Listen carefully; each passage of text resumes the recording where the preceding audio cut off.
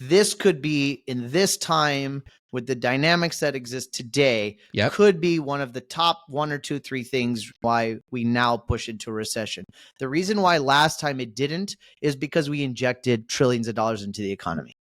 We had in 2021 a perfect storm that caused freight to go from $2,500 to $30,000 in the span of like 4 months. And the only reason why that didn't break the back of the economy was because we were all sitting at home and we wanted to buy stuff. And we had money in our pockets, and the country injected trillions of dollars in the economy. So not only did we have a perfect storm that created the cost, but we had a perfect storm that allowed us to accept that cost. We don't have that now. We've talked about on this podcast too, right? Highest credit card debt. We're running out of savings. How much can we keep testing the U.S. economy? This could be one of the reasons why people start stopping to demand stuff.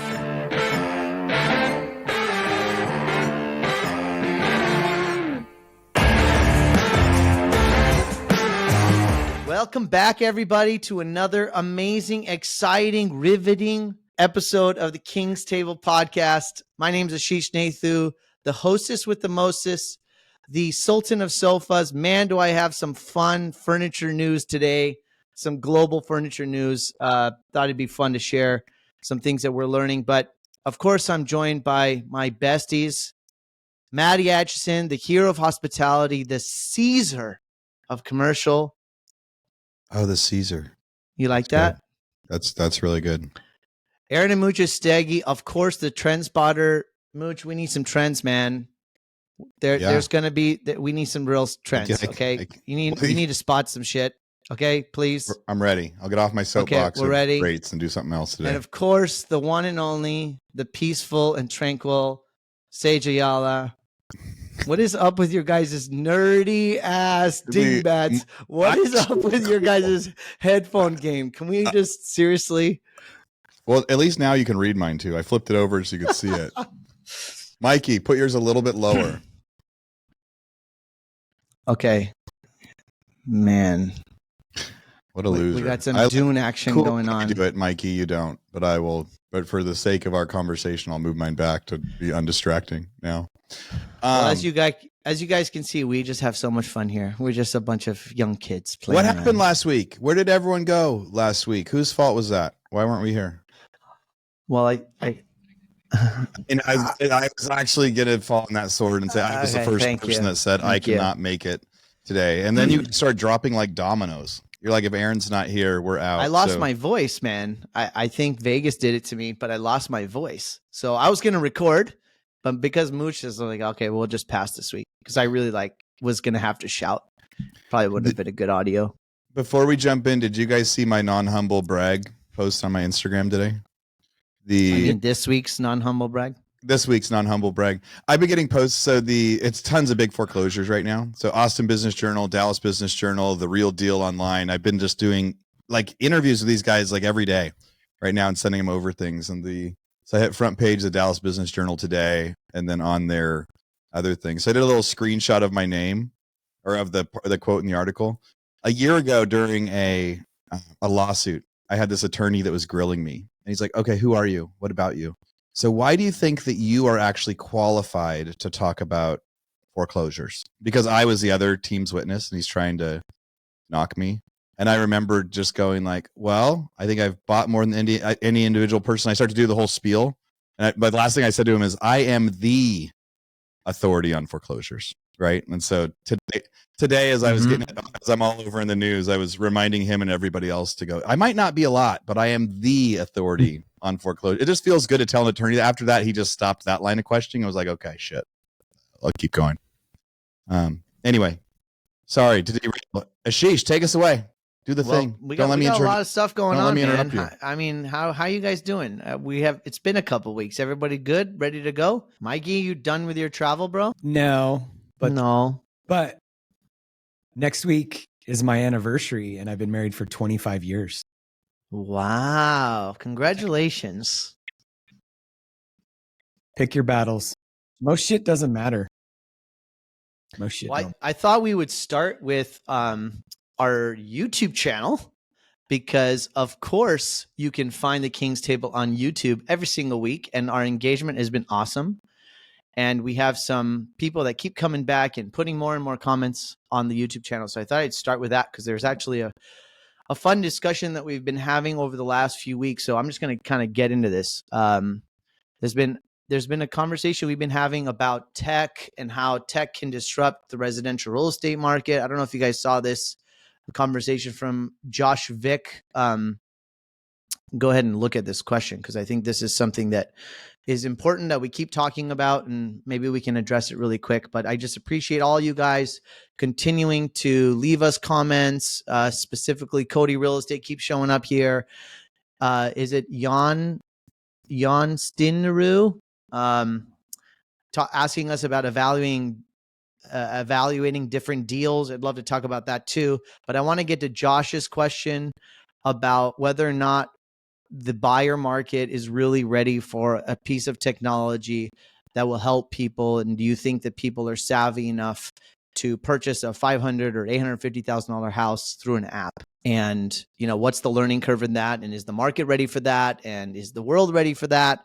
So I'd love to get some of the discussion going, get your guys' opinions about this. But, Josh maybe thinks that, hey, you know what? I don't know if it's too early, if it's too complex. Maybe he's biased as a real estate agent, guy in real estate, that a technology can't disrupt this that dramatically. So let's start there. We have a lot of fun topics today. So let's be swift and let's get to it. I'm going to call on Mooch first. And Mooch, what do you think? And then let's go around the table. Josh's question is great. And we have lots of good comments in there. It would be awesome if we can hit a couple of them. Yeah. So the, he had a couple little questions in there. One, it was like, because we've talked about a lot of the real estate transactions, that the commission lawsuit was the first step in tech being able to disrupt stuff. And we use the examples as, hey, I would rather represent myself and all sorts of things. And one of the feedback we get sometimes is like, yeah, but we've bought houses before. Do we really think tech can do it? But another thing that we kind of discussed last time is, yes, I think there is. And his question might have been before we talked about it on the last one, but I think there is ways that tech can disrupt a lot of it. Like most people would rather text than call, right? Not everybody. I think the people that would rather talk to someone on the phone instead of text, maybe they still want an agent. But most people would rather text instead of call. One of the interesting questions he said to extend the question and conversation, we mentioned in the last episode that the U.S. is a consumer market. But he said, where would we classify real estate consumers, sellers and or buyers? And then on a spectrum, lazy all the way to whichever one does the Rently Advance with these categories. Feel free to add or edit. So he was kind of like, as consumers, how many of buyers would do this? How many of them would be lazy and need an agent? And then as sellers, how many would be able to self-lead and how many would need an agent? And I think it's an interesting question percentage wise, because I don't really know what that answer is. I do know that there are some people that will still prefer to use someone else. But unfortunately, those are probably the people that won't be able to afford to pay those other people. Like to hire the people that really need a buyer's agent probably don't have the money to pay a buyer's agent.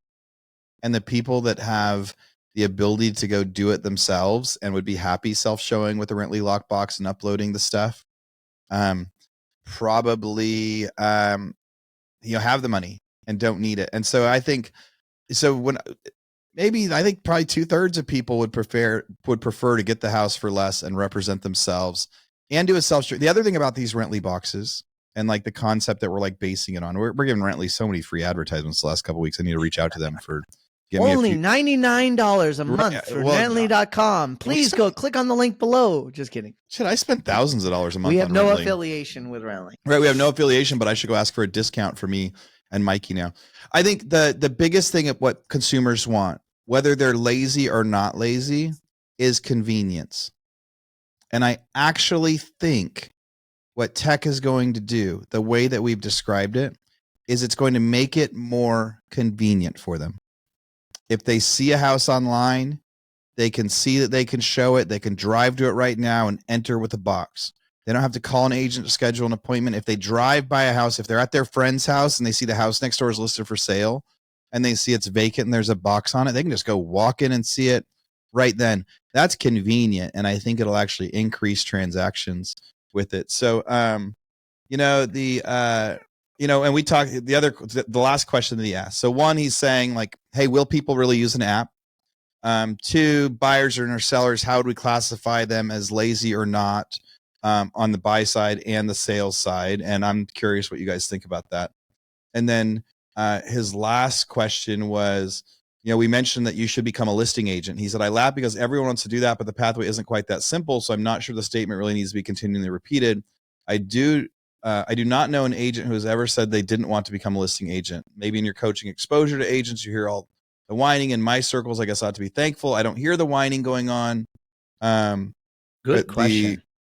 So I thought it was great. And I say that, yes, the reason I am telling people become a listing agent, and he said, well, everyone wants to be a listing agent. Not necessarily, because it is harder to become a listing agent than it is to become a buyer's agent. So there's a lot of agents that when they first come on are apartment locators. There's apartment locators in Austin that get paid $2,000 every time somebody signs a lease. And these guys are making 20, 30 grand a month. People that are fresh out of high school with their license, like they don't want to be a listing agent. They want to go talk to their friends and help them get apartments because that's the easiest money they ever did. And then eventually those people become their buyers, right? So eventually they want to move out of their apartment. Now they're going to want to go buy houses and they start there. So there is something about listing agents that maybe everybody goes, yeah, having guaranteed money is what they think of as a listing agent, but there's a strategy to become a listing agent instead of a buyer's agent. And it is a harder, longer strategy. But I do think that as stuff gets moved around in the transaction, with sellers are lazy or not lazy, you're always going to need a title company to do it. You're always going to need, a lender and or somebody helping with the transaction. I do think there will be an agent involved in every transaction. It's either that or an attorney. I just think the price goes down. I don't think they represent both sides. So I was thinking about Pavlov's dogs. Here's the sage. Here he comes. Well, here's what's interesting because there's all these, like, who trained us to think that we need an agent? The agents. It's exactly. Well said. And this is the real problem that, when COVID hit, it totally changed consumer habits. And it was something that was coming anyway. But even, it was already happening, but like I wasn't a big Uber Eats guy. Like I would rather go to Best Buy. I wouldn't order things on Amazon. And then there's, and I'm not even that old. And then there's like a whole bunch of old people that don't know how to load apps and all that stuff. And COVID completely changed that and accelerated something. And when something like this happens, like what's going on, in this real estate industry right now, this is where this resistance comes in. And there's all these conversations, whether it's about sellers agents, buyers agents, will the consumer do X, Y, Z? Like, I don't think that people really understand this, but when I owned an HVAC and plumbing company, my competitors were selling 13 SEER equipment and we were selling 19, 20, 21 SEER HVAC systems. We came back and we said, we're not going to be the low. And my technicians actually told me they said, this is a 13 SEER market. And I said, well, it used to be a 13 SEER market. We need to educate the consumer. We need to tell them why they need 21 SEER AC units. Elon Musk did the same thing. It happens in the solar industry. It happens in all industries. Somebody tells somebody, just like Pavlov's dogs, when you ring the bell, they salivate. And that's no difference than the real estate industry. Like, who told us that we need an agent to represent us? And why is there all this resistance, or even the idea, like, will consumers actually buy a house without an agent? Yes, when they get reprogrammed and they get retrained. But the resistance comes from this idea that, like, oh, this is just how it's done. And, will consumers actually want to buy a house without it?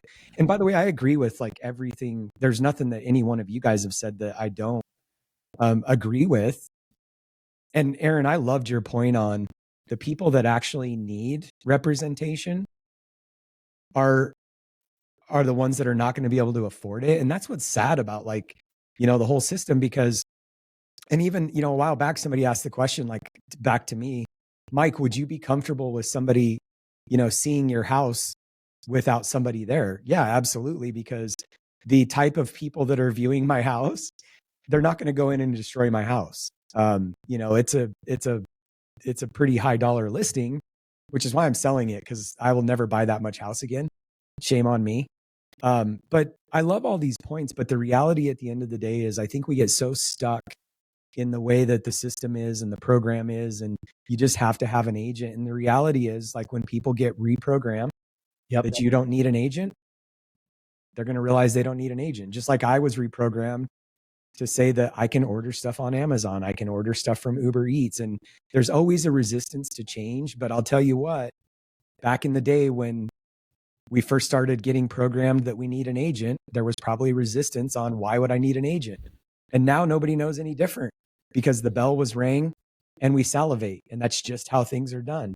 But the reality is, like, anybody that's resisting change in any industry, it's not just the real estate industry, change is coming, and it's not going to be that hard to adapt and adjust.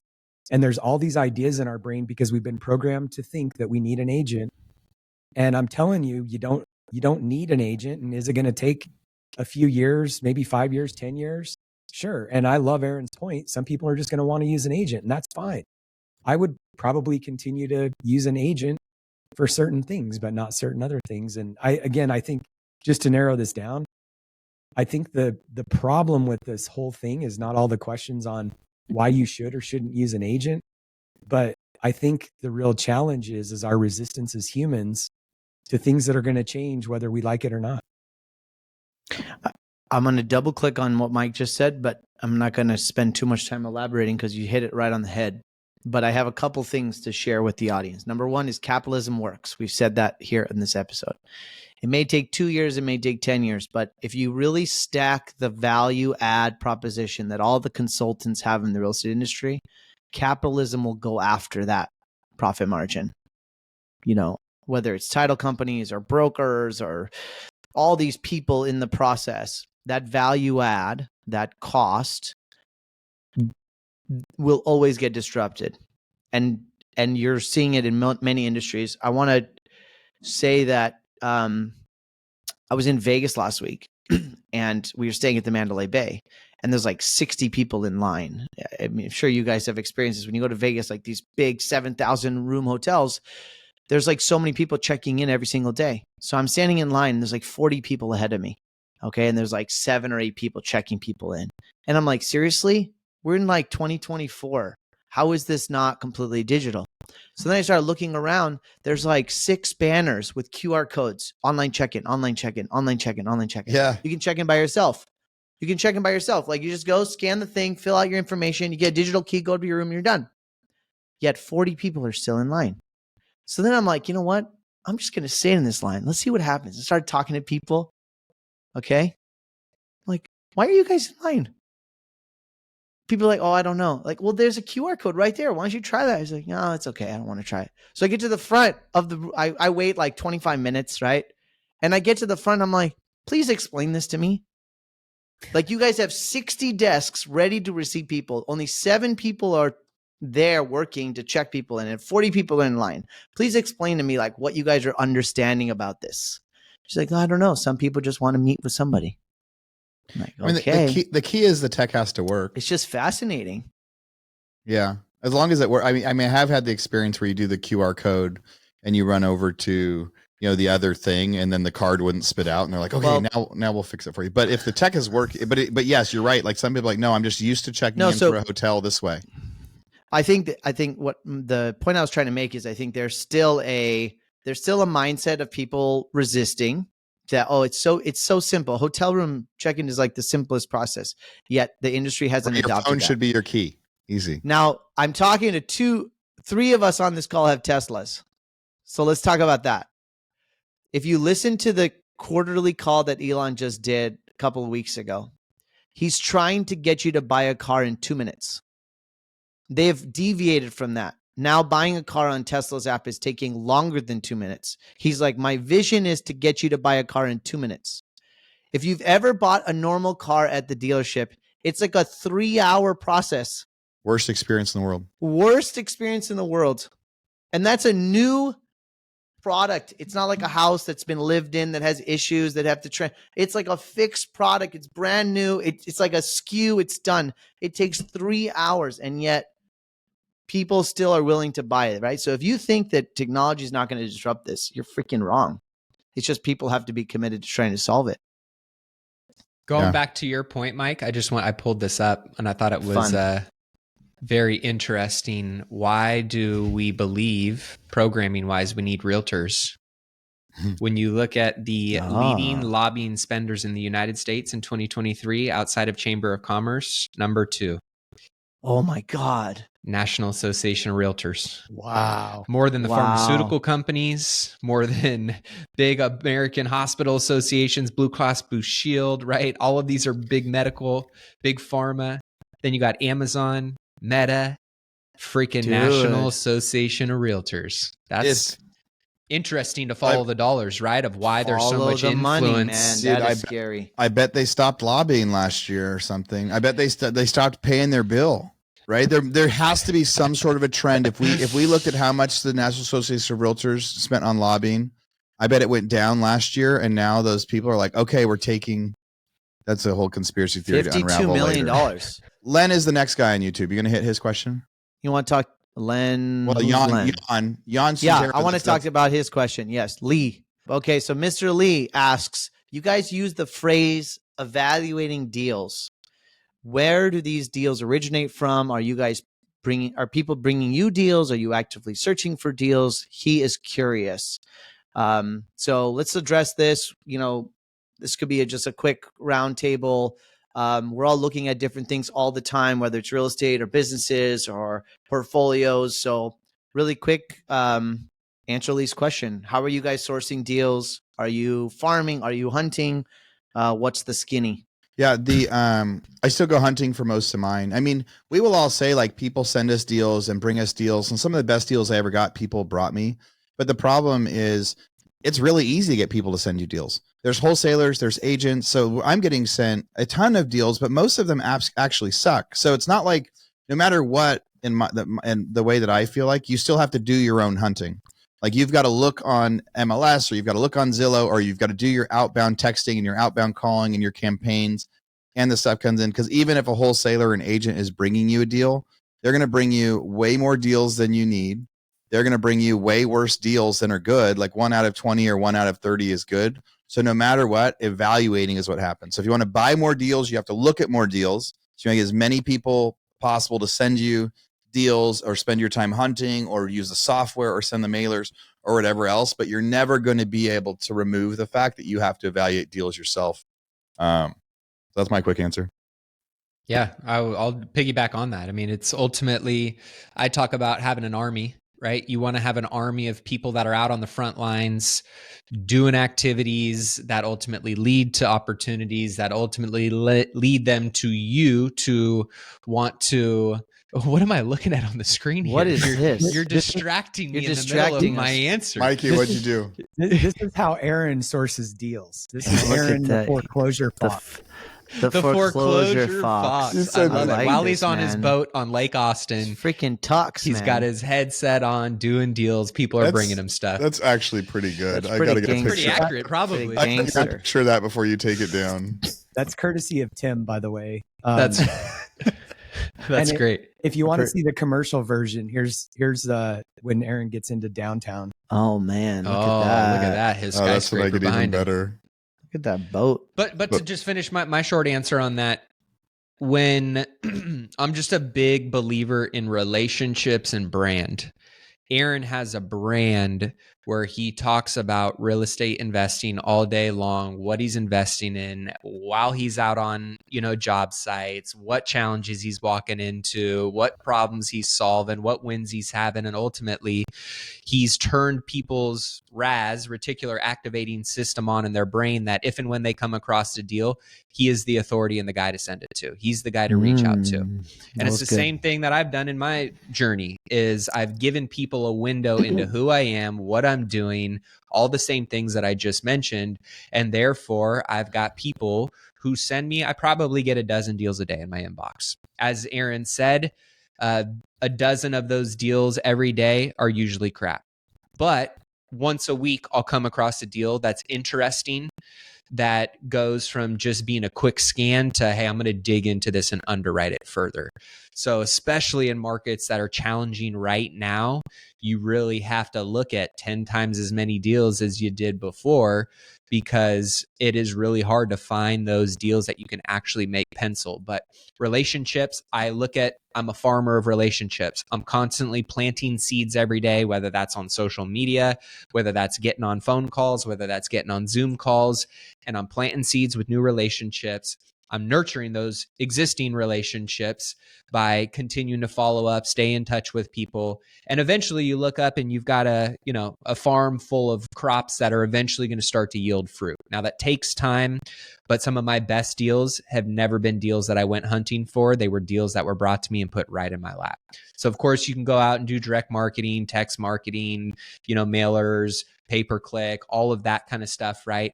But at the end of the day, for longevity and consistency, when it comes to really getting good quality deals, it's usually going to be through relationships. And as you do more deals with more people, they're going to know, like, and trust you, and you're going to be their first call. And I always go back to what Robert Kiyosaki shared with me on his interview when I interviewed him a handful of years ago. And I was like, man, how do you get so many deals? And he's like, yeah, my brand's great. He goes, but at the end of the day, I just tell people who are looking to bring me opportunities that I will pay you more money than anybody else will. And when you do that, when most people are getting undercut and they're going, hey, I'm going to pay you a little bit less, right? Versus the alternative, which is practically nobody saying, hey, I'm going to pay you more than anybody else is going to pay you. You immediately rise to the top and you become that person that they want to consistently bring opportunities to. This is going to sound good.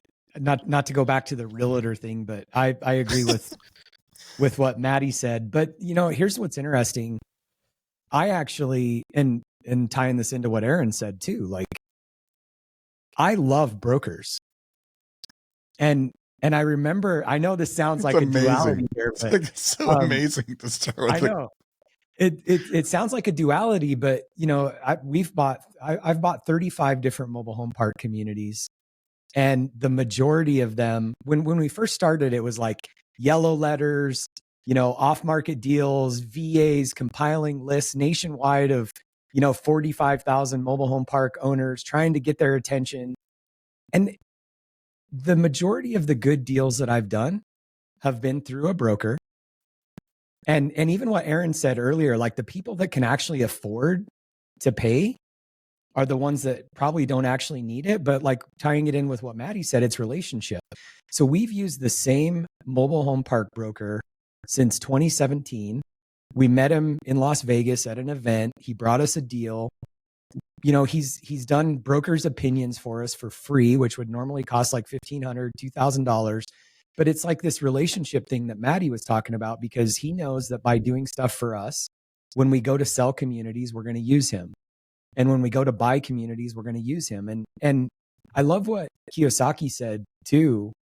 If I'm really clear on my bird dog that's out in the field looking for deals for me, and he knows exactly what I'm looking for, he's going to only bring me deals that fit my criteria. So I don't have to look at 100 deals to see if it's going to pencil or not. When he looks at 1,000 deals and brings me 2 or 3, there's a pretty good opportunity or chance that it's actually going to fit what we're looking for. So even though we've like, I'm a fan of realtors. I really am at the end of the day. And I think that, the relationship component is huge, because I don't have to be out wasting my time with, 15 VAs sending out yellow letters and everything else, because when there's a deal that's actually going to fit our criteria, it fits. And the last thing, like, I love what Kiyosaki said. I'm not opposed to paying a realtor. I'm really not. I will actually pay very well. I've paid brokers before a fee when I wasn't even necessarily needing to. In the mobile home park industry, the only broker that gets a fee is the listing broker, which this is another interesting thing. We talked about this 10, 15 episodes ago. In the commercial space, specifically, multifamily, mobile home parks, et cetera, there's not really a two-sided deal there. It's like the listing broker gets the fee, and then the buyers just come without a broker. So I've done a ton of deals without a broker, but there's been times when I had a broker out looking for me that wasn't going to get paid a fee by the listing agent. And I'm happy somebody bringing me a deal, and I will pay a fee even if it's not listed. So I'm not anti-fee. I'm not anti-broker. I'm just, the system is the problem in the other world, but I think the relationships are just such a key component. And last thing, I promise, when we look at the amount of energy and time that we spend on, letters and in-house people making lists and trying to find deals, it's sometimes easier and cheaper to pay somebody that's actually bringing you a deal. So I'm not opposed to finder's fees or any of that. Yeah.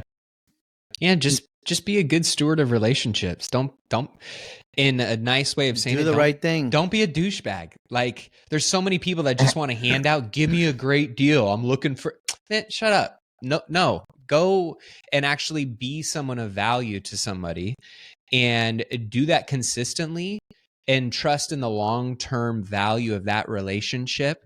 And you're going to come out in a net positive, guaranteed.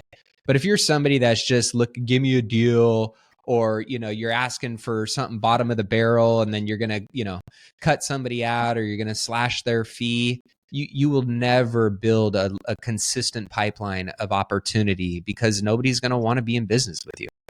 The only thing I'll add, which all you guys said the right thing, so I'm not going to, this is like gold for anyone who's listening. This is the master class right here.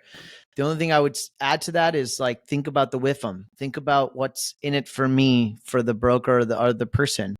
And so what Maddie is talking about is, is this a long-term transaction relationship for me? Am I just going to try to get you one deal, or maybe you have a 10-year vision? Are you communicating that vision?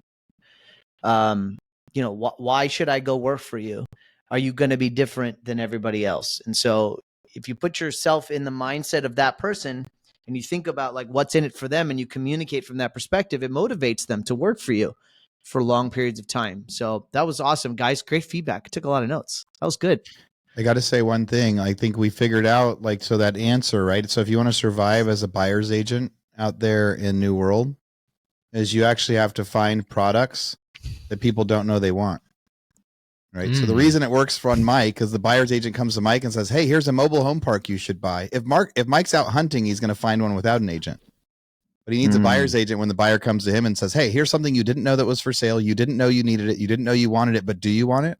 And that is a key difference of this. You've got somebody actively trying to buy a house. They can represent themselves. If you got somebody that's not actively trying to buy, like an investor, oh, I think you might be interested in this. That's where buyer's agents will still survive. Yeah. So, great point. I think what you just said, Aaron, is brilliant. Of course. And of course. Maybe this is already being trained in the real estate agent industry, but Kara and I were at open houses probably 5 weeks ago. And we went to open houses just looky-looing. We don't have our agent there, obviously, because we're not ready to buy. 3 different agents in 3 different open houses said to us, what are you guys looking for? Kind of narrowed it down. I said, we already have an agent. And they said, well, I have an off-market listing. And different agents gave us addresses to drive by to look at listings that are not listed.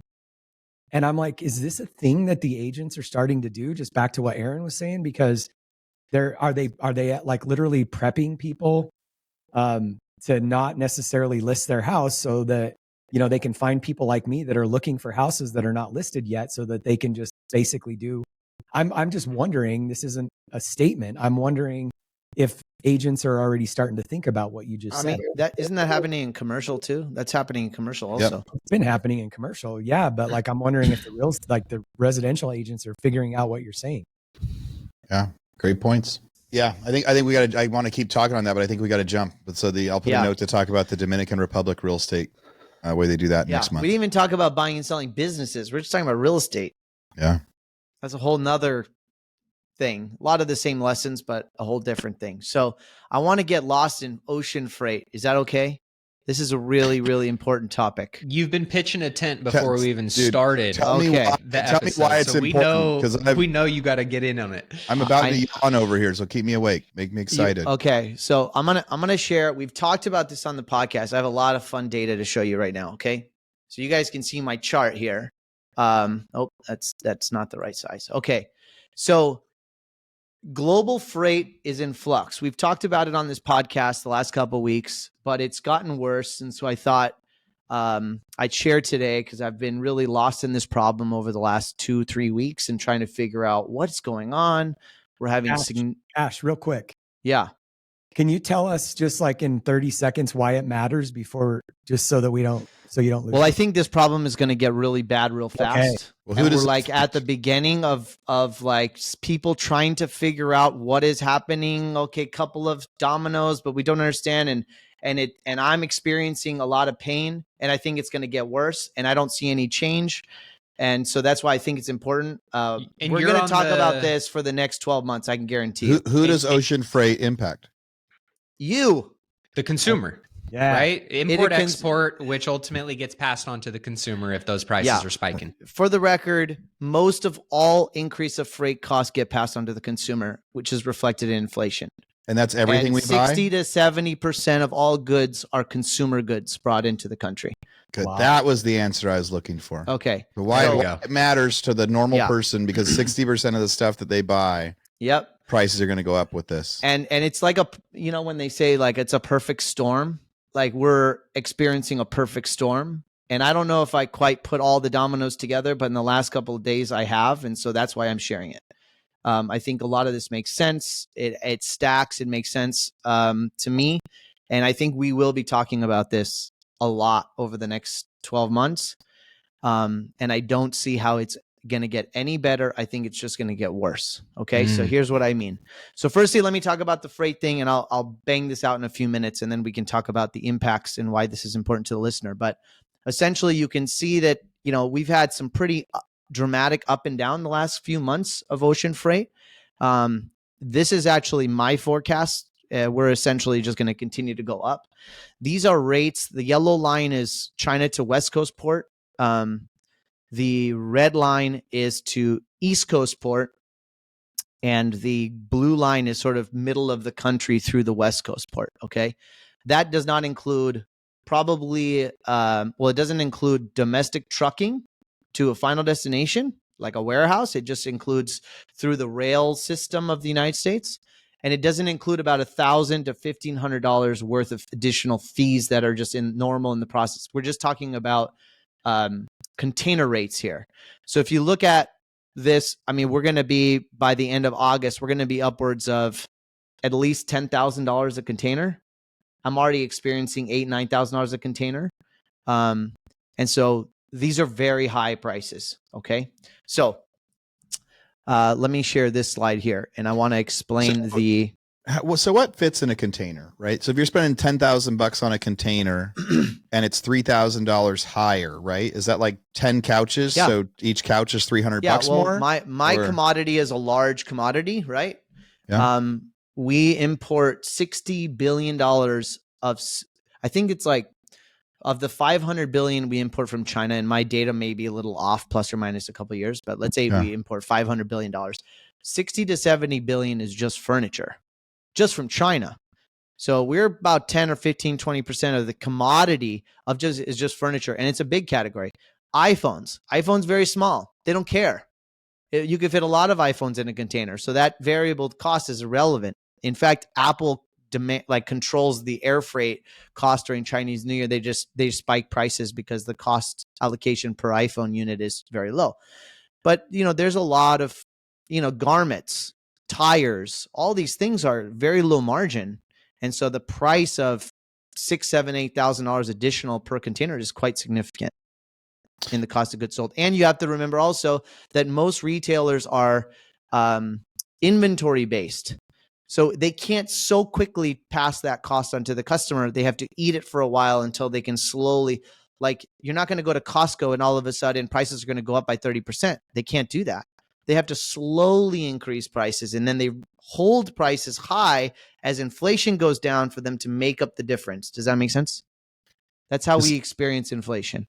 So I guess if the freight cost goes up by 20%, right, then the cost of the product might go up by 4 or 5%.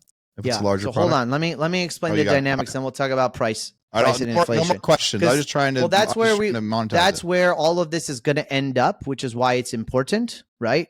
but it's important to understand the foundation of the problem first before we get into how it's going to affect us, what we do in our businesses and all that. So is that just to make sure you're not full of shit? Well, kind of, but also I have been trying to understand, like, why am I experiencing these high prices? Like, you guys can't communicate to this to me in a narrative. So it took me hours and hours and meeting multiple people and triangulating a story. So I think it makes sense now to me. So I want to explain it. So firstly, we, high level, we've talked about the Panama Canal. The Panama Canal is running out of water. There's not enough rain in the rainy season.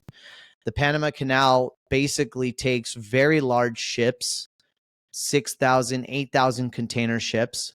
It's a very thin piece of land where these ships single file go through the canal. And if they are fully loaded, and there's not enough water, they just basically can't go through. So that's one part of it. And I'm going to get into the Panama Canal more in a second.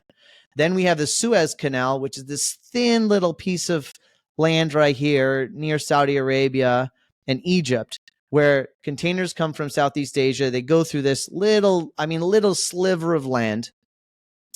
And the Houthis are basically attacking ships in the Red Sea, which is right here.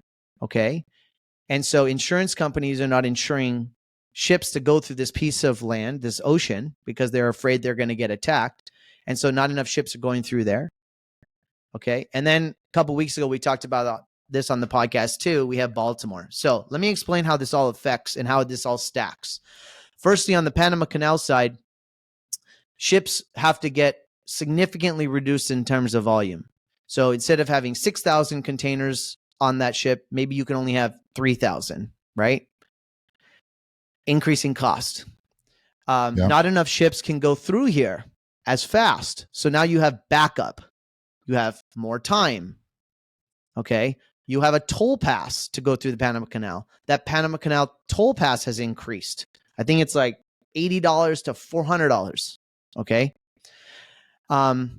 Because there's not enough ships going through the Panama Canal, you got to go all the way around South America in order to go to the West Coast or East Coast. Sorry. Okay. Now, because not enough containers are going through Panama Canal, or it takes too long to go to around South America, it's inundating the West Coast. So now the West Coast has increased volume by 40-50% of container ships, because instead of going to Houston port or New Jersey port, you're pounding the West Coast and you're just railing it across the country. So even the West Coast is just being inundated with volume.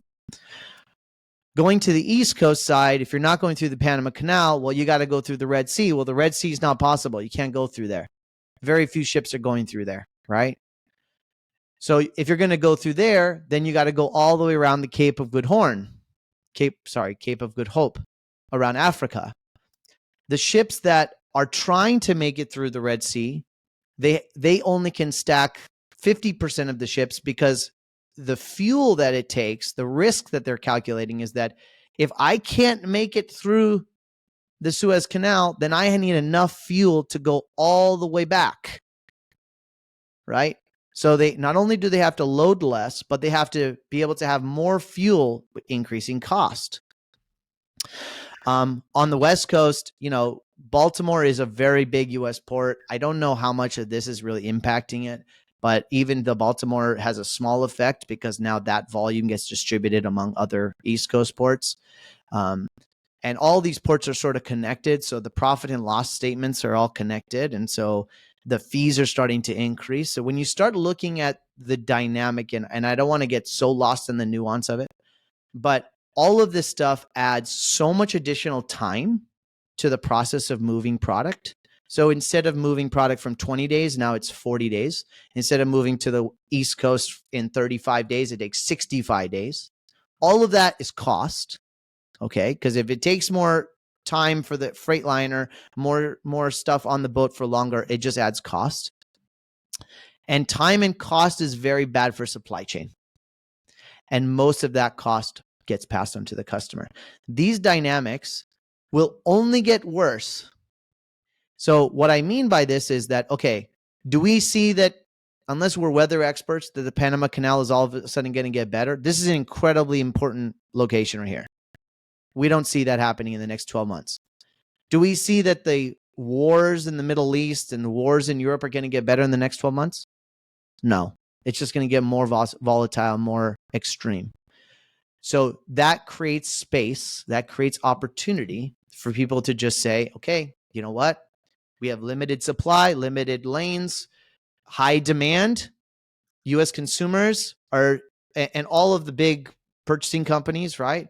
Home Depot, Walmart, spike in purchase orders post Chinese New Year, which gave more reason to increase price, increase cost. And you're just seeing this perfect storm. The reason why I want to talk about it is I don't see how it can get any better. So I'm actually trying to figure out how do I communicate to the ecosystem. We're seeing a lot of people on our side, because we move a lot of freight and our market moves a lot of freight, that a lot of people are like hushing it, dealing with it quietly.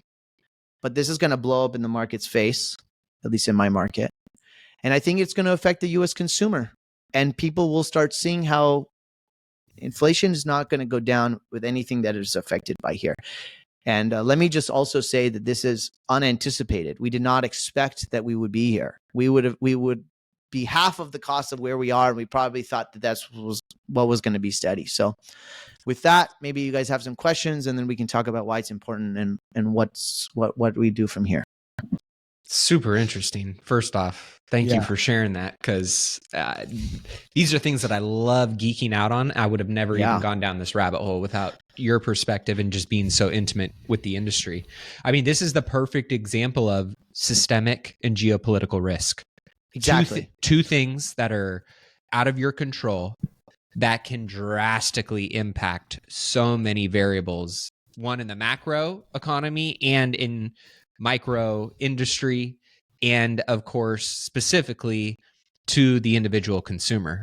And so to me, it immediately says, let's just assume that these dominoes fall and they are going to impact the way that you're projecting or, foreshadowing they could have the impacts that they do. This shrinks GDP. This leads to increased inflation, or flip those two, I guess. One triggers the other, which then leads us to potentially the recession that many people have been thinking could be right around the corner. And this could just be one of those variables that leads us down that path and accelerates getting us there. So it'll be interesting to see, one, how this plays out. And if we reference back to this podcast, as Ash was our trend spotter, baby, he's giving you a run for your money, Mooch. There's a high probability that that's right, that this could be, in this time with the dynamics that exist today, could be one of the top 1 or 2, 3 things is reason why we now push into a recession. The reason why last time it didn't is because we injected trillions of dollars into the economy. We had in 2021 a perfect storm that caused freight to go from $2,500 to $30,000 in the span of like 4 months. And the only reason why that didn't break the back of the economy was because we were all sitting at home and we wanted to buy stuff. And we had money in our pockets, and the country injected trillions of dollars in the economy. So not only did we have a perfect storm that created the cost, but we had a perfect storm that allowed us to accept that cost smoothly and easily. We don't have that now. We've talked about on this podcast too, right? Highest credit card debt that the economy's ever. Yeah, savings. We're running out of savings. Yes, unemployment is very low, but there's dynamics that how much can we keep testing the U.S. economy? This could be one of the top 3 things that start to lead, and I'm just saying that, I'm just projecting that this could be one of the reasons why people start stopping to demand stuff, like Mike said when we started.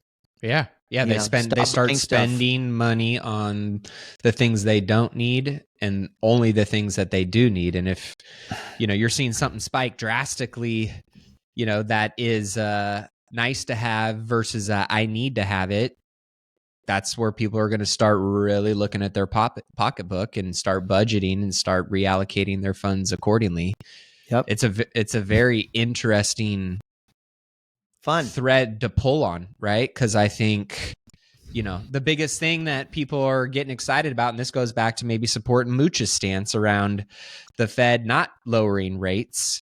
If we see inflation get triggered based on this potential scenario playing out the way you're thinking it may play out. And again, you're on the front lines, right? Like, you guys are hearing this first on the King's table. Most people aren't digging in, nor do they even have the insights on this stuff until it hits you on your little price tag that you see when you're at Home Depot, versus talking about this kind of stuff and foreshadowing it coming.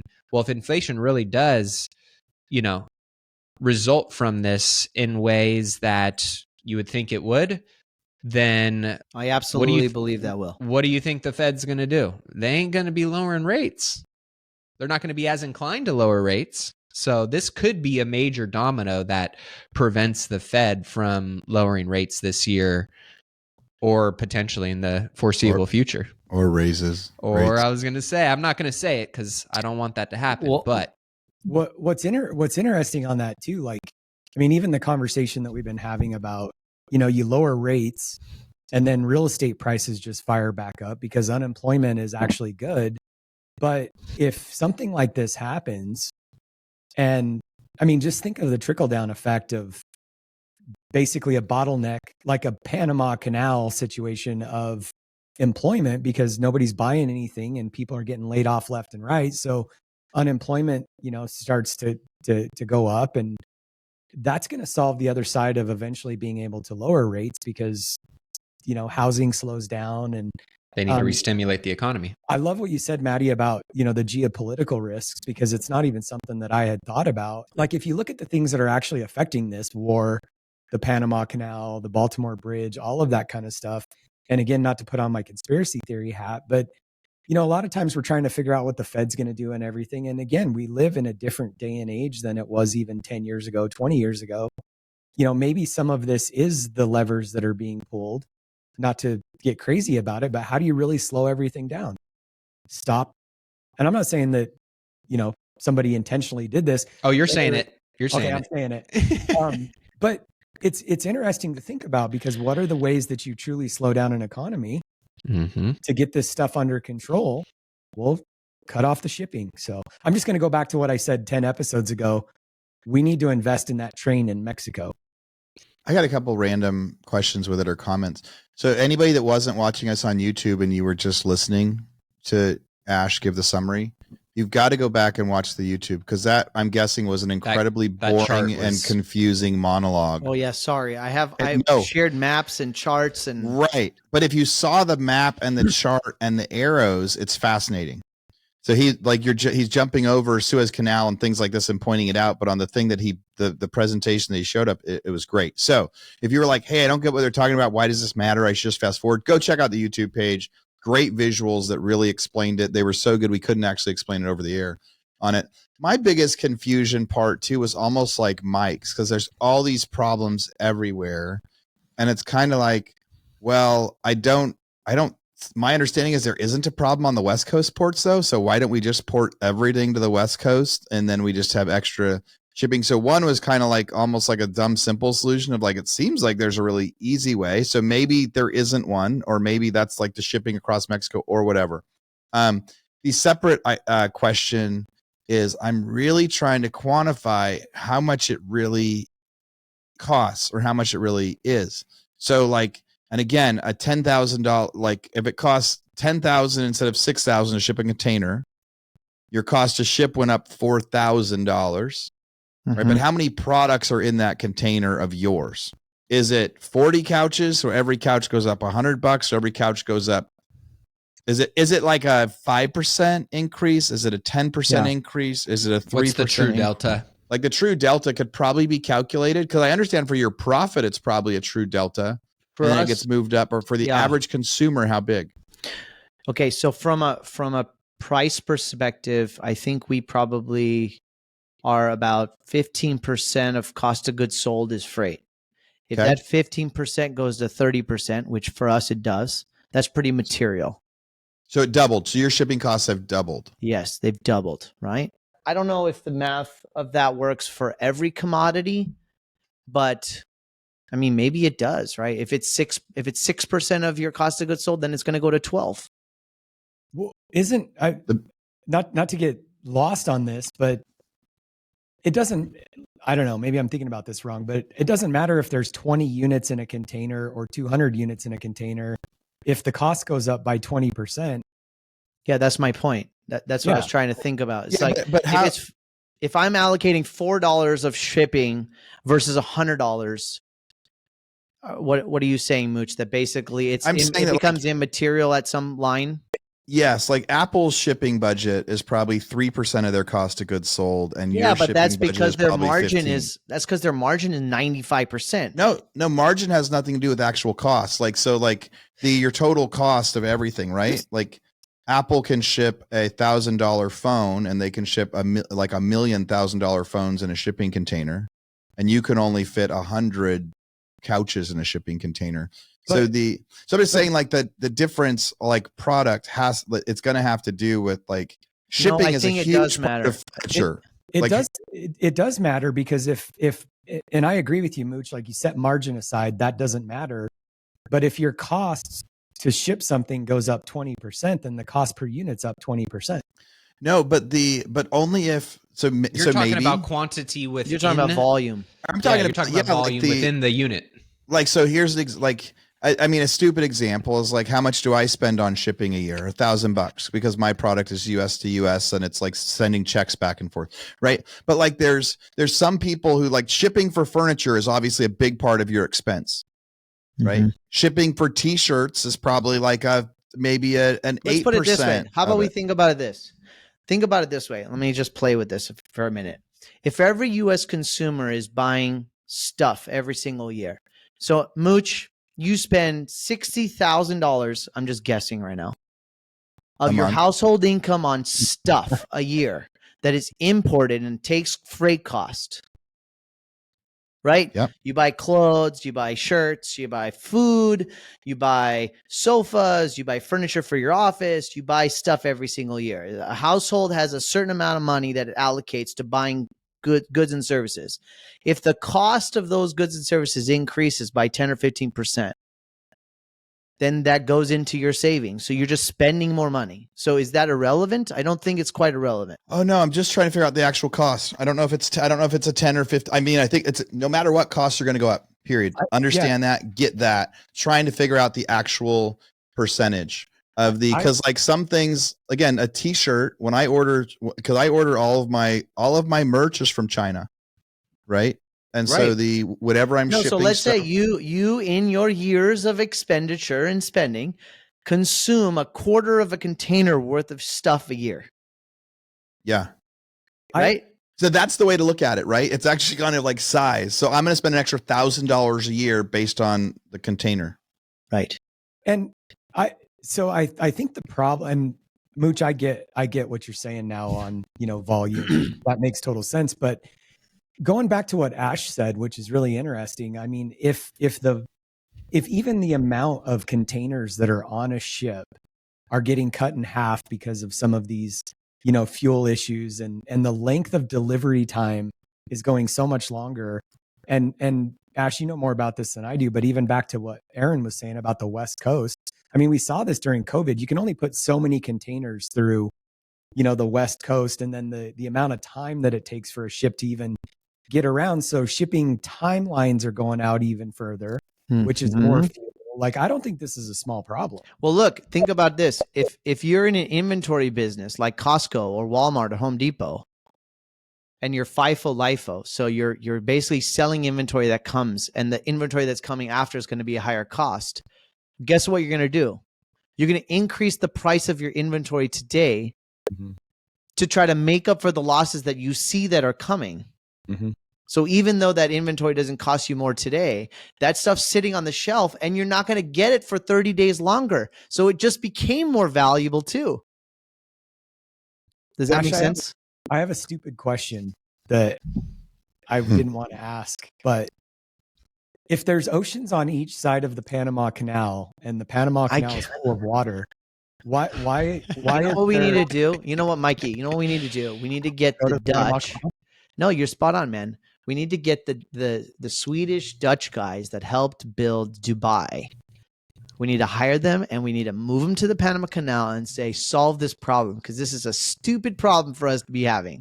Right? No, I'm really curious for the audience to tell me why that's a dumb question and give me a real answer. But, the thing that I know about water is it just stays flat. And unless the oceans have gone down 20 feet, why has the Panama Canal? It's, this is where we do start getting conspiracy theory, because really this problem makes no sense. How is it that in today's age, I heard somebody tell me yesterday about like, maybe we should do like the artificial cloud rain thing that they did in the Middle East to try to rain in Panama. But I think there were some flood problems with that. Like you have like these fake, have you heard of this? Yeah. Where there's like, they got a year's worth of rain in 2 days, 48 they hours. make like fake clouds that create rain. Cloud seeding. Yeah, hot seeding, right? That's what it's called. Why do you need rain in the Panama Canal when there's oceans on every side of it? I just don't understand why the water's not just like pumped in, or even just why wouldn't it just go into the locks? I don't understand, man. Maybe the hose pipe is not big enough, Mike. I don't know. Well, I think it is super interesting. I think overall the summary is it's an additional thing that's going to make everything cost more. Some products are going to go up a lot. Some products are going to go up a little, but no matter what, 60% of the stuff we get comes from China. So 60% of the stuff we get is going to cost a little bit more. And in some cases, a lot more. If you're shipping if you're shipping a car in a container, it's $4,000 more, right? So the bigger the item, the higher the percentage cost, and that's a 10 or 15% increase per car, right? When you think of like how much a car is worth. If you're shipping 1 million iPhones, it goes up 45 cents per iPhone. So there are certain things that will get impacted more, but I agree with you that it's a strange phenomenon, and it seems like a simple answer. And then what you get to tell us all is like the problem doesn't actually make sense. I think the CIA, they're pumping water out of the Panama Canal. They blew up the Baltimore Bridge. I wish I had foil I just wish I had something that I could like put up here. We will probably have to get everybody bring in some foil on your desk for next week. We wish we were wrong too. Do we wish we were wrong? You know what's also funny though, and I want to touch on this and see if you guys have a response to this. Like nobody's talking about this stuff. And when you look at all the news things and we go to all the websites, we're talking about Stormy Daniels. We're talking about Donald Trump sitting in court about 130 grand. Like, I know, it's crazy. It's crazy to me. Like the distractions that we are distracted with, it's like absurd to me. Well, that's why I love getting on the show with you guys, is we talk about real shit that matters. Jesus. We talk about real things that matter, and you got to keep us in the loop as you continue to see this and you continue to, kind of either be validated or see different trends that maybe are shifting. Because like Mike said earlier, right? If inflation goes up, people start clenching their pocketbooks a little bit tighter, right? Businesses make less profit. Unemployment goes up, which we saw in this last unemployment report. It was off. It was well under from what the 240,000 jobs expected were. It was 175,000, which that's big enough to be, I guess, bad news is good news in terms of, what the Fed wants to see. But if we continue to see things like this, right, those triggers and those dominoes, there is sequential impact in things like this happening, and this leading indicator lags over into all of these other key data points. It's really important stuff to be tracking on, because while nobody has a crystal ball, these are the things that can give you insights into the crystal ball of the economy and how it trickles into your business, into your investment decisions, into your financial situation personally. And I love talking about this stuff because I'd rather be more informed and on, the front line of these discussions than paying attention to CNN giving a shit about, Trump paying his, mistress hush money. And that's what, most people care about and are giving all their time and energy to. Goodness. I don't think people care about it, but I think the writers do. So predictions though, so I have a couple predictions. Love to hear if you guys have any quick ones. I would say invest in trucking companies, because they're going to make a lot of margin. They're going to take advantage of this and make the margin for sure. If more stuff is going through the West Coast instead, invest in trucking companies, invest in train through Mexico, although it still is I think that means it's coming in on the east side of the country instead of the west for the thing that and we're talking about. It's easy to get to the west side, not the east side right now. So invest in trucking, maybe invest in some furniture reseller companies or other goods or like, big goods that are out there. The meaning like something that instead of buying, if new furniture is going to cost you 30% more, there's a better chance someone's going to rebuy someone else's used office furniture. Probably a market again. It'll definitely affect any auto that's imported. So there's certain things that will be impacted more than others. My big predictions. Aaron, just to reinforce my Mexico train, the idea of that train is to go from West Coast ports to East Coast, East Coast. Yeah. And then brilliant. East Coast to West Coast. And that's not my idea. That's like a thing that's, planned. So it basically changes the Panama Canal. So I'm still a huge fan of Mexico, but anyway. We could keep talking about this. There's so much fun stuff in here. And we will be talking about this more and more. I don't know if you guys saw this article about the Hims founder. I don't know if you guys thought this was interesting, and I wanted to kind of like read through the nuance of this. I thought this was super fascinating as a business leader, commenting on something that's cultural. So just really quick, the Hims founder, which is like a, I don't even know how to explain Hims. It's like a grooming, men's grooming company. Well, it's like women's too, I guess now. Okay. Well, anyways, the CEO commented that the people that are protesting all across America on all these college campuses, the anti-Israeli protesters who are pitching tents and being loud and whatever they're doing, good, bad, or ugly, they have a higher moral status, and so we should be hiring them. That's the statement that he made in this article. 3 days later, his stock price plummeted by 10%. He made the argument that these people have high amounts of courage and resiliency, and these are great people to hire in your companies.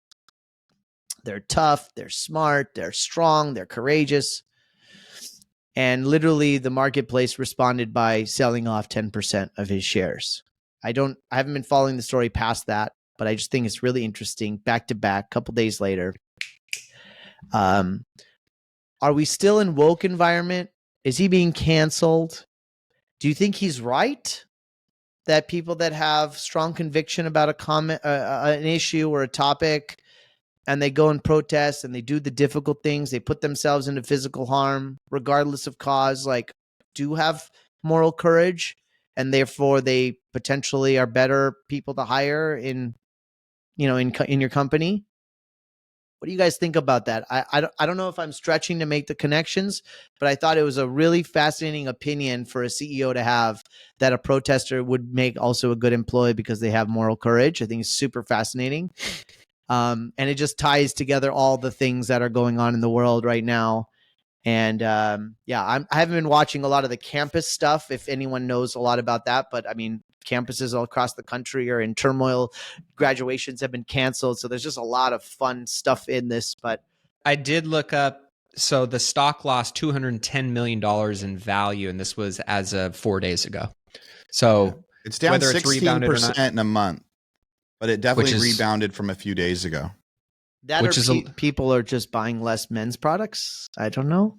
No, because inflation went up with shipping costs by 25%. It's the shipping costs. If it was like, so in the last month, if the announcement was back April 11th, then it's taken a big hit from then.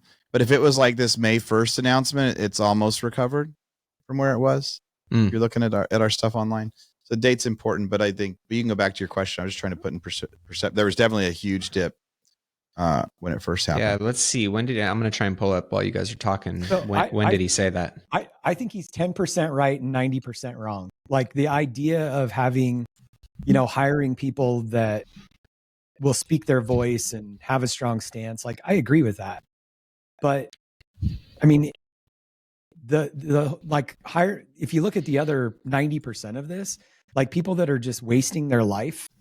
And by the way, I'm all for protesting and making a stance and all of that. But like, tell me any of the people that are spending a week of their life, protesting and doing stupid shit.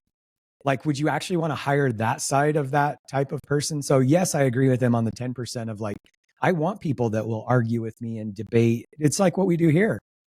Some of the best conversations ever happen with people that can actually have a conversation and debate multiple sides of a story and come away with a different viewpoint and find some middle ground. But I don't think that's what's really happening here. I think these are people that are just, throwing, I'm not even talking about what they're arguing for. I think half the time these people don't even know what they're arguing for. And what's the purpose of your argument? You just jump on a bandwagon and go cause problems. And so that's where the 90% comes in my brain that I don't agree with them. And also, back to your woke comment, if you're going to name your company Hims and Hers, it probably is completely woke. I think we've talked about this before. Like, part of the reason some of us want to be successful is so our voice is heard more, right? The bigger you are, the bigger your business is, the more money you have, the more people will get to listen, right? When Vivek wanted to run for president, more people listened because he was successful. But when you start to use that voice, you got to be willing to take the pro and the con from it. When you're in a publicly traded company, you have no business doing that because you say something and then you get sued. Elon has gotten sued in the past from shareholders from saying the wrong thing. So they got a publicly traded stock. That CEO had no business commenting on anything that may affect stock price. And so I would say shame on him, whether he's right or not.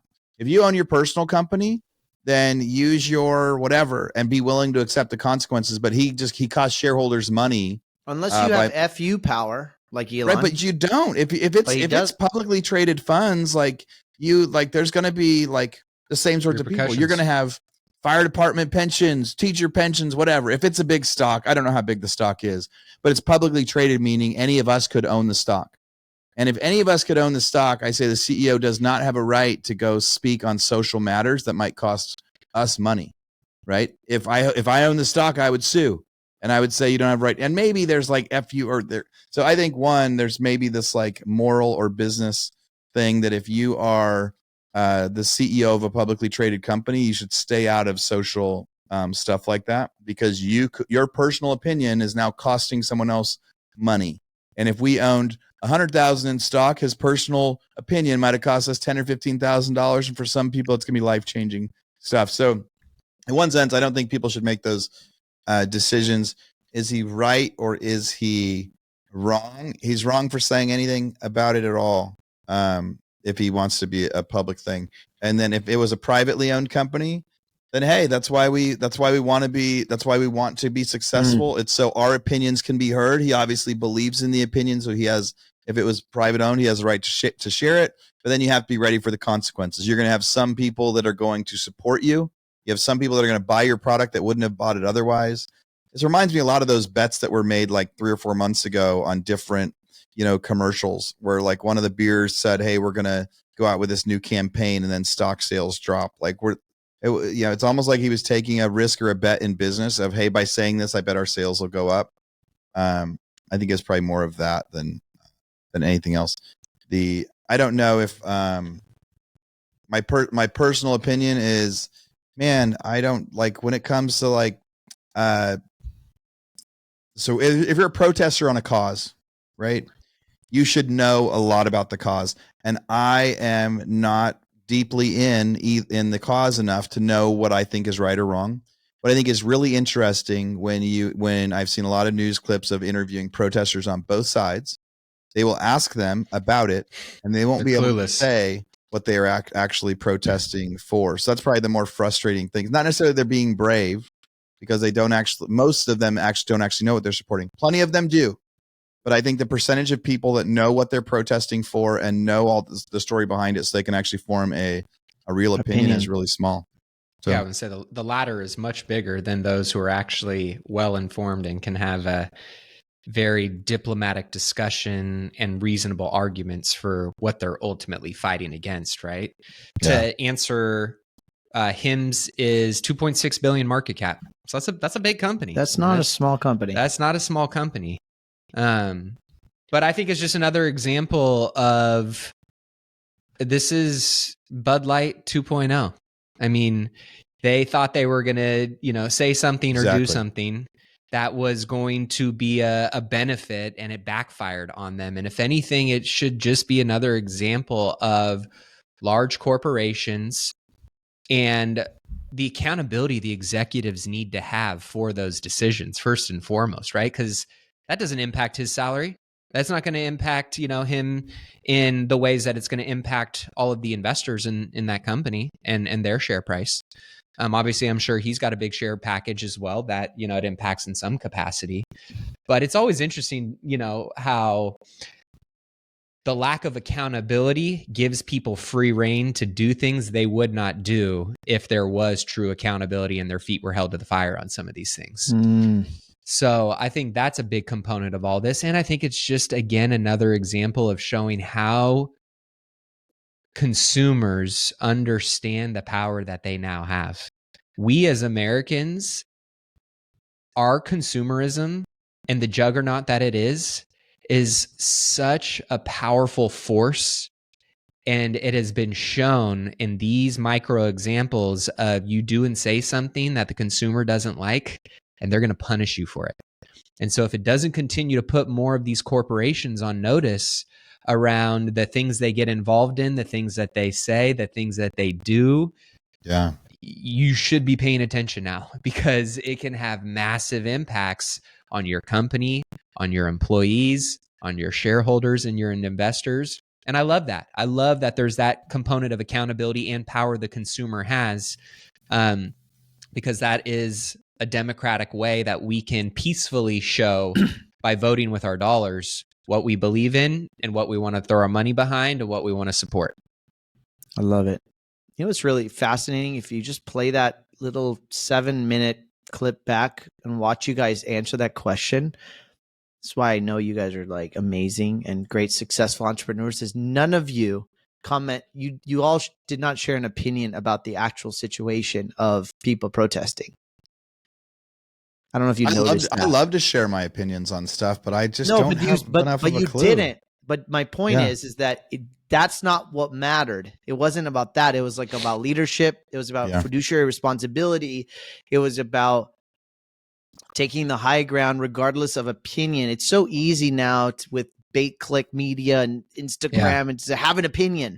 And even here, right, we're trying to do this podcast to like share opinions and vet opinions. And even in this very testy issue, none of you guys fell into the trap of, well, this is what I believe. I would love to, we're going to try to do a live podcast here soon, and we're trying to coordinate the details of that. But we would invite anyone who is well educated on this topic and that is prepared to have a rational, quality discussion. We'll invite you to the podcast. We want to talk to you about it. If you're ready to have a rational conversation in a calm fashion and really discuss the issues at hand, we'll discuss them. So I really want to send out the invite to anyone who really knows well about this. Send us a note, send us something on Instagram if you know something about this topic, and maybe we can have a healthy conversation. But so fun. Can I do a quick advertisement? So for anybody out there, we talked before we got on here that sadly our producer, editor, one of our 3 people behind the scenes that helps edit the podcast, make sure it goes live every week, takes the gibberish that we say and tries to combine it into a 45-word summary and make sure that no matter what stuff gets posted.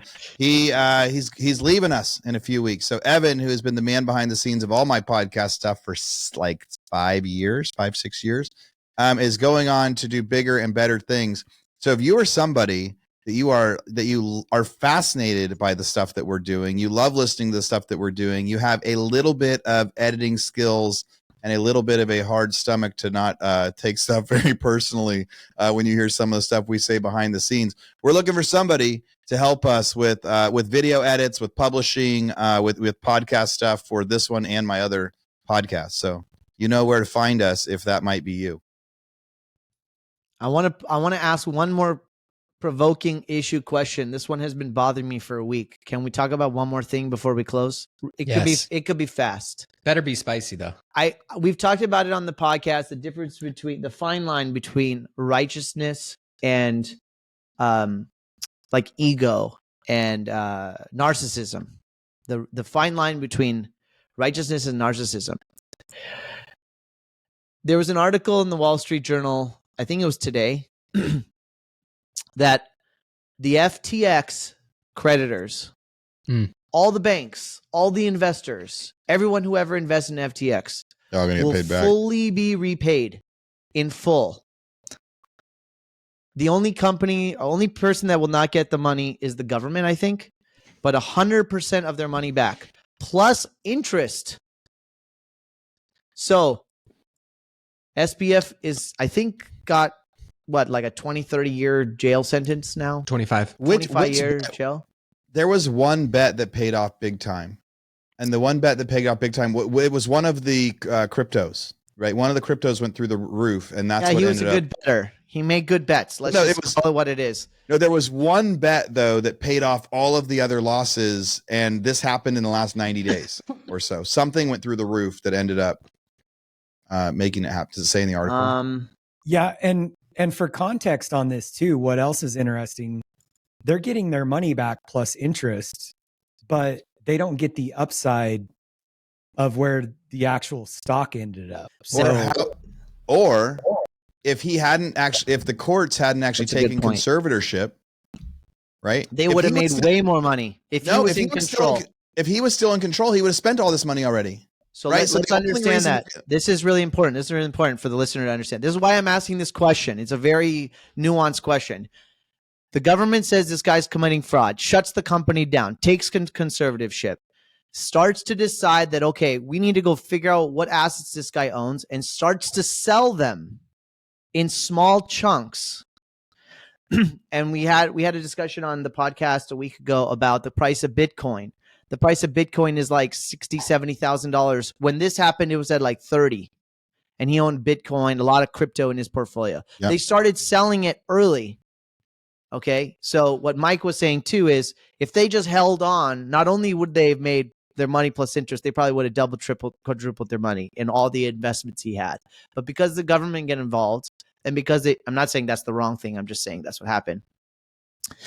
Should this guy have gone to jail?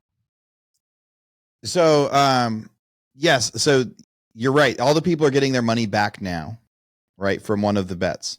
But I truly believe that if the government hadn't taken conservatorship from it, that any of the money that they were making right now, he would still be sifting out into his other companies, propping up his other ones. Like he was stealing. So we got lucky.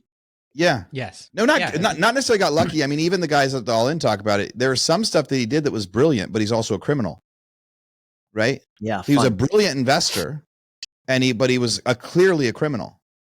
And he figured, now a lot of people do this in business. We've talked about it before. We talked about it like a year ago. There's a fine line between brilliance and going to jail in business. So many people with multiple companies have robbed Peter to pay Paul at different times and taken temporary loans from here to there, from here to there. He just did it on a whole different level and a whole different part of it. Like I guess 2 or 3 of my biggest successes, I was like a month or 2 away from going broke again.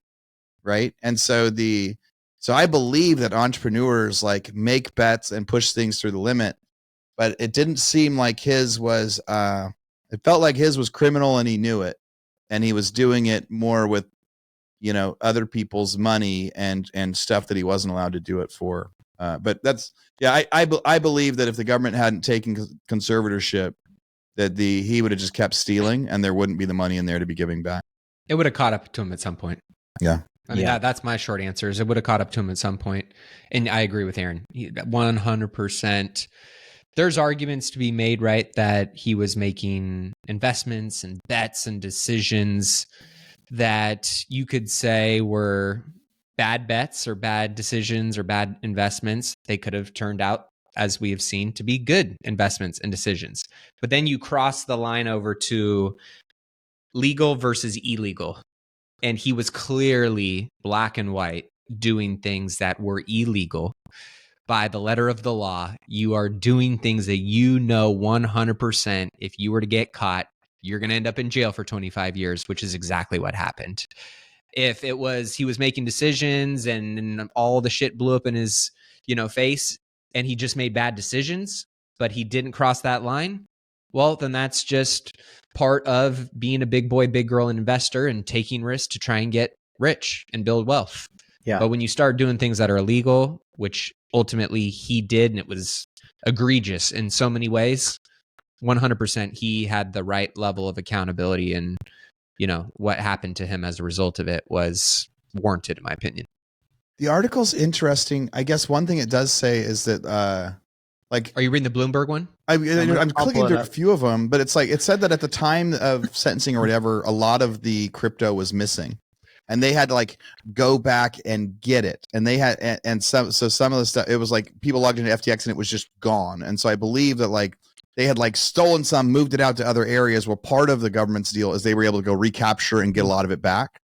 And by getting it back, then it became they're paying people back on 2022 values of crypto too, not today's. Was one of the thing in there. So it does mean that at the time it happened, he had made enough money to make up for a lot of the theft that he was doing. But like I think that one of the big things that triggered it was when all of a sudden the Bitcoin stuff went missing. So they did have to do some physical things to regain some of the assets that were trying to get transferred away. Well, good job, government, figuring this out. Ponzi scheme. Who was Bernie Madoff? Was a Ponzi scheme. That one did not end up so well, right, for the investors, right? Makes you wonder how Social Security is going to end up. Bernie was brutal. Yeah, Social Security is the biggest. Yeah. Like, we can always count on Mikey to bring it back to what's the biggest illegal Ponzi scheme in the world of Social Security. Yeah. Oh my goodness. Well, it's a great question. I might have hogged that a little bit, but I'm yeah. I've been It's just passionate fun. about Of course, I don't FTX disagree with you, but it's just fun to see how all this stuff plays out, and what news things keep coming back full circle, and we're just living in fun times. So great episode. Thanks for listening to my whole freight thing. I'm sure we'll be addressing that again soon. That was a gem. Good share. Again, thank you so much for listening, everybody, to the King's Table podcast. Make sure if you're listening on Spotify or Apple, come back to the YouTube channel, because at this one, you're going to want to see on YouTube. And, whoa, case in point, come back to our YouTube channel. Look at these graphics, guys. Oh, I love that. Who's who? The Caesar, of baby. commercial. Look at that Lion King right my there. Gosh. The sage, the wise frog himself in mobile homes. The sly fox, the foreclosure fox. Oh, this is good. And of course, oh my God, look at this guy. The Sultan of Sofas, the big elephant in a furniture showroom. My name's Ashish Nathu. Of course, from my friends, Mike Ayala, Maddie Aitchison, and Aaron Amuchastegui, we are the King's Table. Thank you guys so much for listening to another great episode. Until next time, see you guys later. Love you, boys. Peace. Cheers, y'all.